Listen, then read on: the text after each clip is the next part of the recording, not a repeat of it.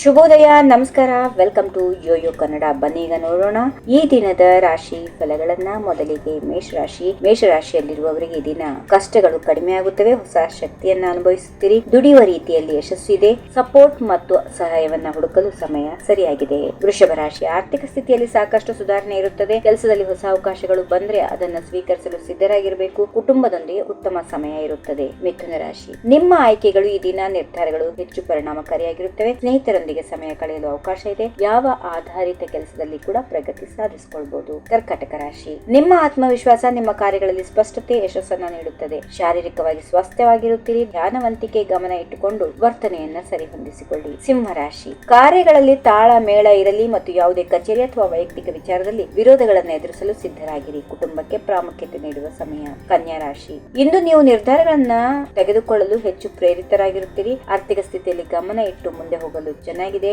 ಆಧ್ಯಾತ್ಮಿಕ ವಿಚಾರದಲ್ಲಿ ತೊಡಗಿಸಿಕೊಳ್ಳುತ್ತೀರಿ. ತುಲಾ ರಾಶಿ, ಹೃದಯದಲ್ಲಿ ಧೈರ್ಯ ಇರಲು ಬೇಕಾದಷ್ಟು ಧೈರ್ಯವನ್ನ ಕೊಡುತ್ತದೆ. ಹೊಸ ಪ್ರಾಜೆಕ್ಟ್ಗಳಲ್ಲಿ ಭಾಗವಹಿಸುವುದು ಒಳ್ಳೆ ಫಲ ನೀಡುತ್ತದೆ. ಕುಟುಂಬ ಮತ್ತು ಸ್ನೇಹಿತರೊಂದಿಗೆ ಕಳೆಯುವ ಸಮಯ. ವೃಶ್ಚಿಕ ರಾಶಿ, ಉದ್ಯೋಗದಲ್ಲಿ ದೊಡ್ಡ ಅವಕಾಶಗಳು ಬರುತ್ತವೆ.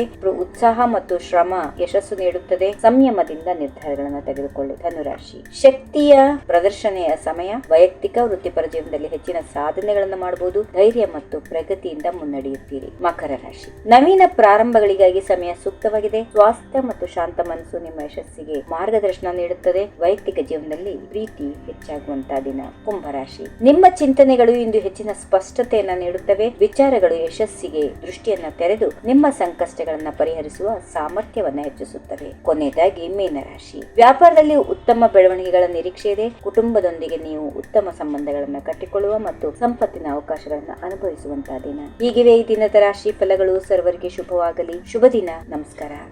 ಈ ವಿಡಿಯೋ ನಿಮಗೆ ಇಷ್ಟವಾದಲ್ಲಿ ಲೈಕ್ ಮಾಡಿ, ಶೇರ್ ಮಾಡಿ, ಸಬ್ಸ್ಕ್ರೈಬ್ ಮಾಡಿ.